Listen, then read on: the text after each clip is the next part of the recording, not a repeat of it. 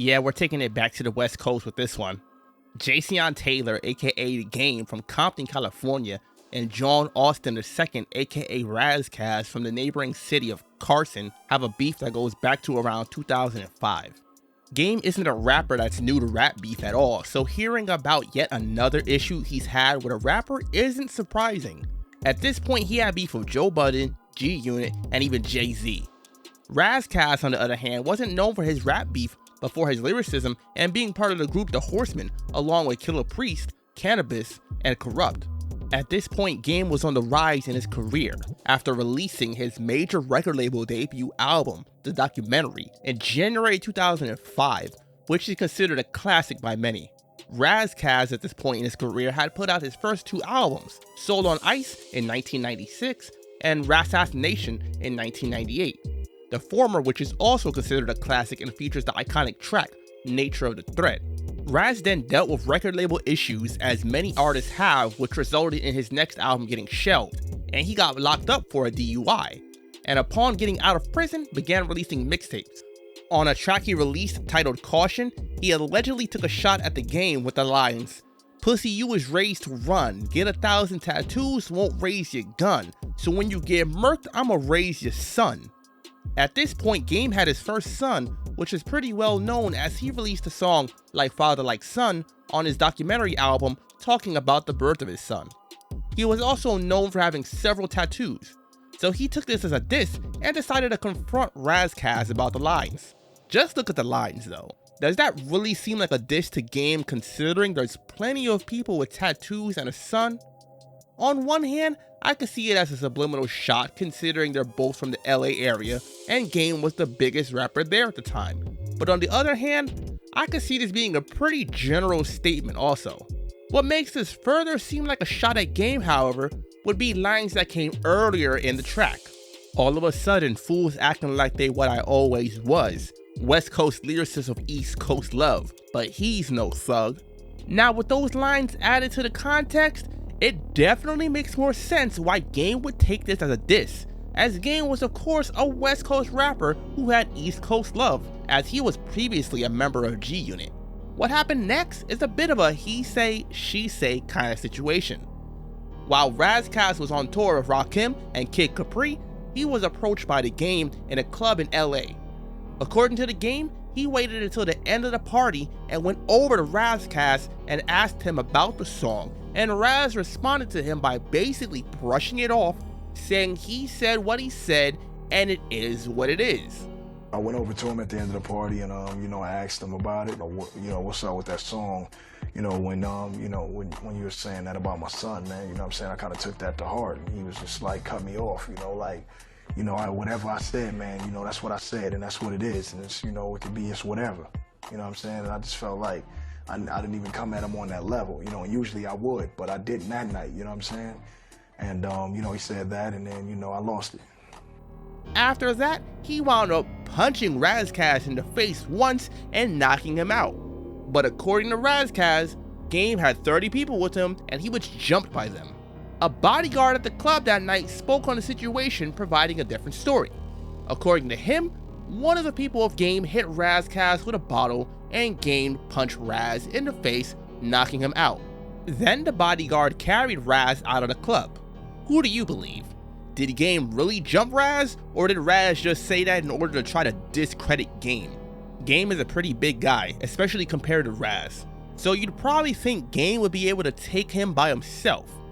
But then again, there was the whole situation where Game beat up 40 Glock a few years later, and 40 Glock's rebuttal was also that Game had a whole entourage of people with him with guns, so 40 couldn't fight back.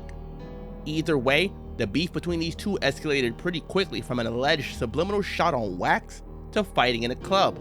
Afterwards, Ras Kass brought things back to rap. As he's mentioned in interviews multiple times, Game can't out-rap him, and it seems like he was out to prove just that. Nobody afraid of Game, and he damn sure can't out-rap me. He released the diss track Hush Little Baby in response to the altercation and Game claiming that he knocked him out. He starts things off with the lines, "How a 6'4" man whore gonna take me to war? You got a marshmallow core, I'ma make me a s'mores. Couldn't knock me out, you got me Tupac clout. Hit me from behind with a bottle, couldn't knock me out. I'm a 5'8" Game Boy, icy watch, re-up still slinging from my chain, boy. White sweater, no bloodstains, boy. Which of course is a reference to the fight and how Ras denies getting knocked out as he still had his jewelry on afterwards. Then he goes on in the second verse to mention Game's appearance on the show Change of Heart with the lines, "This the same JT from Change of Heart. Your bitch said you cried a lot and you played the part. Then your bitch went on a date, had a change of heart. I'ma put something in your chest, bitch, and change your heart. You gonna need a transplant, really have a change of heart. From a stripper so you end the same way you start." This is also a reference to the claims that Game used to be a stripper at some point. 50 Cent during his beef with the Game alleged that Game was a former stripper, and on the mixtape cover for the G-Unit mixtape Hate It or Love It, G-Unit Radio Part 21, the cover features a picture of Game in a thong, which Game would claim was photoshopped. Either way, Game making an appearance on the show Change of Heart was real, and Game also spoke on that in interviews, stating that the show was scripted and he made the appearance on the show with his girlfriend for the money. You were on Change of Heart. Yep. First of all, why did you do that show? Because they paid like, I think I was maybe 17 or 18 years old, and they paid like $1,500 per person. So that was cool to me. Later on in the verse, he has the lines, "Streets of LA can't believe you now, even your own brothers say you ain't reputable, and word on the street you gonna end up a vegetable," which is a reference to Game's older half-brother George, aka Big Face 100, who claimed that Game was never really a gangbanger. My brother, on the other hand, he grew up in Santana. He, to my knowledge, never gangbanged. He went to Compton High. You know, he was into sports. Something that I always wanted to do myself. So I definitely fully supported him in his sports. He was able to avoid the gang life for the most part growing up. Big Face would also diss Game on tracks around this time due to their own issues. Ras then ends the verse with the lines, "GAME, we gon' drop the ME, just like you tried to drop me. Now it's just GA, and we gon' add a letter Y and let's play. The game is officially just gay." Of course, this is him calling the Game gay, but this also leads us right to the next diss track that Ras Kass put out, Game Over.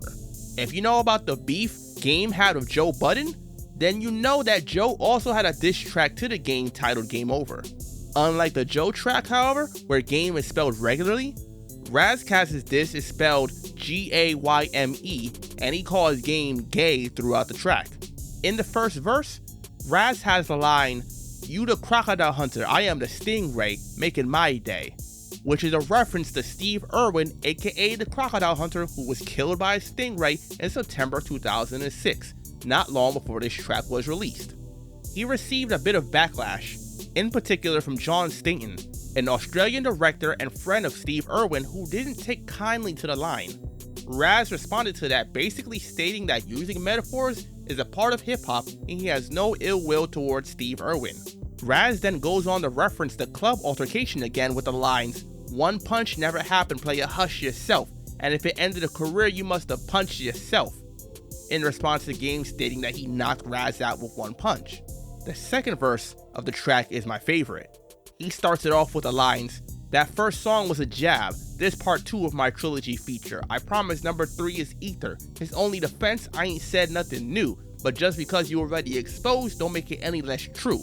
This nigga life story switch like the butterfly effect. Get the picture? Just answer yes or no, nigga. Are you a stripper?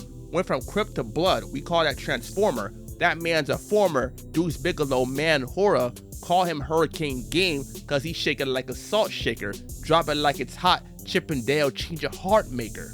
Of course, these lines are references to Game being on Change of Heart, his alleged stint as a male stripper, and getting his butterfly face tattoo covered up with an LA tattoo.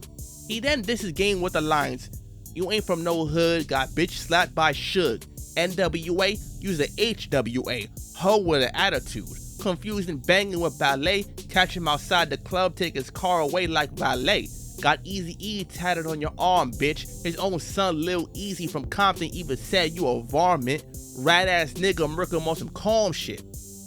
During Game's beef with Oakland rapper Yuckmouth, The latter claimed that Suge Knight slapped Game and Game didn't do anything about it, to which Game denies. The Lil Easy line is a reference to yet another of Game's numerous beefs. Ironically enough, as much as Game loves NWA and mentions them in his music, he had beef with Eazy-E's oldest son, Lil Easy, also. To have Eazy-E tattooed on his arm and be beefing with the man's oldest son isn't a great look, so that line right there was a bit hard-hitting by Ras. He then ends the second verse saying that Game used to rap exactly like Shine from Bad Boy Records, and that Game shouted out Ras Kass in a song before, and then proceeds to play the actual line from the song. Once again, not another good look for the Game. He is well known for name dropping people, especially other rappers, but then with all the rap beef he finds himself in, it can have the probably unintended result of him looking like a bit of a stan, as Eminem would call it. Speaking of M, that's yet another rapper Game had beef with. If you want me to talk about that one too, let me know in the comment section. Then on the third verse, Ras goes on to mention more of Game's beef, like with 50 Cent and Big Face, and mentions that he was created by Interscope, the label that he was signed to through G-Unit and Aftermath. Due to the beef with G-Unit and all that, he wound up moving to Geffen to release his second album, but he was still under the Interscope umbrella as Interscope was the parent company of Geffen. Shortly after the incident at the club, Ras Kass put out a video of him and his homies threatening the Game, and it's really so ironic that Ras called Game gay multiple times throughout the diss tracks, as in the video, one of the people that was with him and spoke on the situation certainly appeared to be gay based on that clip. Hi, Game. How you doing, bitch? Oh, time the fuck out. Do you know what we have for you? Stupid bitch. What, my nigga, we on your head.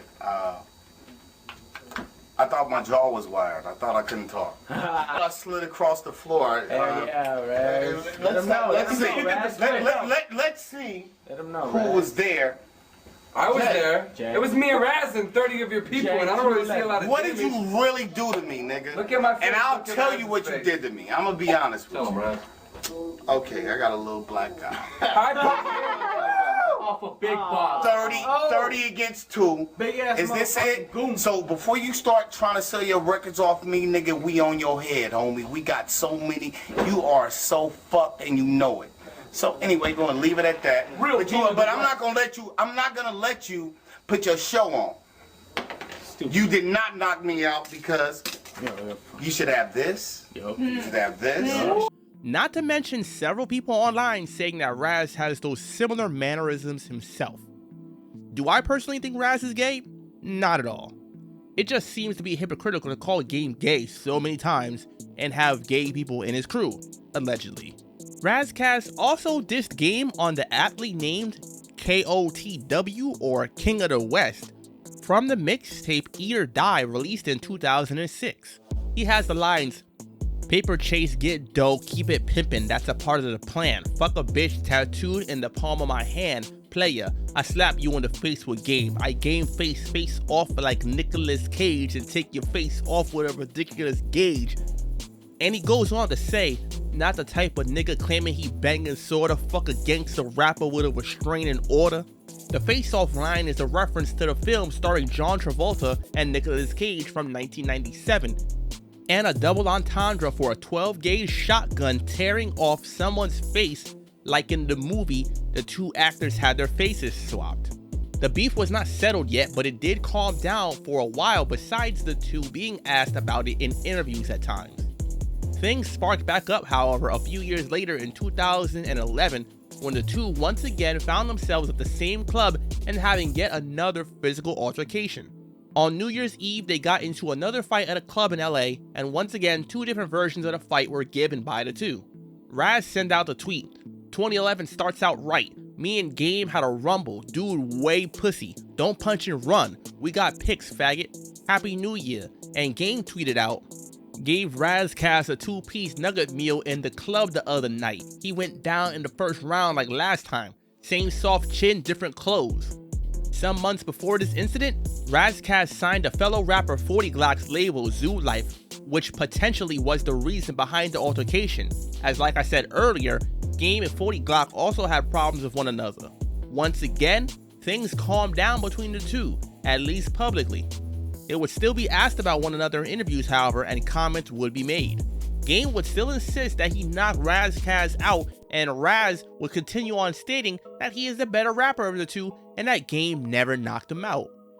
This is one of those beefs that, despite being started over a decade ago, it's quieted down but not been resolved fully. For example, in 2022, Ras Kass had an interview on No Jumper and was asked about the beef between Game and Eminem, and Ras mentioned that Game is a rapper who has a team helping him write his raps. I'm not giving that no energy. He's the worst, bro. That guy's the worst, man. So, he's just awful. Do you have an opinion on his Eminem thing that he's about to do? Desperation, bro. I smell desperation. I smell. It's a bad move, right? It's just if you sit around and in a team and write your raps, then you're not a lyricist. He also had an interview on The Art of Dialogue and was asked about his beef with the Game and essentially said the same thing. I'm gonna say this. The only people that should be able to talk about going battling other rappers that write their raps, the only rappers that write their raps should battle rappers that write their raps, period. And you can take from that what you want to take. Game had an interview in March 2024 on Vlad TV and was asked about his many beefs in rap. One of them being Ras Kass, in which Game said that he doesn't remember anything about the beef really except for beating him up when he ran into him. I guess a song called Caution, where he talked about West Coast lyricists with East Coast love. He said 1,000 tattoos won't raise a gun, so when you get murked, I'm gonna raise your son. Right. And he didn't name you. So Ras said that wasn't about you. Said it was a general statement, but you felt it was about you. I don't even remember, man. I just know when I ran into him, ping, ping, pow. That's all I remember about that. So yeah, clearly some level of animosity between the two still remains. Unfortunately, this isn't a beef I can say ended positively and didn't result in a whole lot of rhymes either, at least on Game's side from what I've seen. If you've heard Game respond to Ras Kass on Wax, go ahead and leave a comment, but I haven't heard any. Ras definitely had something to say on Wax, and based purely on that, to me, Ras Kass easily took a win from a lyrical perspective. As far as how the altercations occurred, however, personally I tend to agree more with the Game side of things, despite him being known for embellishing and flat out lying about certain situations, as even one of the bodyguards at the club from the 2006 altercation stated that Ras Kass was indeed needing to be carried out of the club that night, and Ras himself admitted on camera in that video that he had a black eye and got hit with a bottle during the altercation. A bottle came from the back and banked Ras Kass in the jaw. He turns like he's walking away. I turn like I'm walking away. Then he comes back and he got a Cristal bottle and cracks me in the back of the head with the bottle.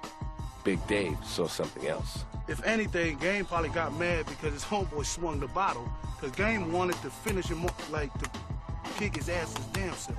Then Game just reached out and finished it off. He just socked him right in the jaw. And then I cut the lights out. Blam. Then that's when Ras Kass fell to the ground.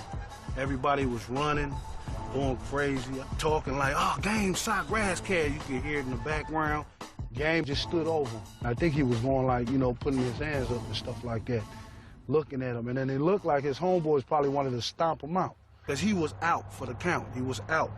He was basically stuck, you know what I'm saying, when somebody gets socked like that. So I grabbed Ras, hoping that, nobody be stomping him out. I picked him up, carried him to the back door where the other security was at, and I handed him off to the security. I'm getting pulled out the club, not carried out. I'm getting forcibly removed because I'm trying to fight. But he was so out that he couldn't let go of my shirt. Of course, this is something that shouldn't have needed to even come to blows to begin with, probably, but the facts are that it did. Which rapper is your favorite? Who do you think was telling the truth? Was Ras really throwing shots at Game on Caution, or was Game just taking it personally? What's your favorite track from this beef? Leave a comment below with your thoughts, and of course, check the channel out on all platforms and become a channel member or patron to support the channel further and unlock certain perks.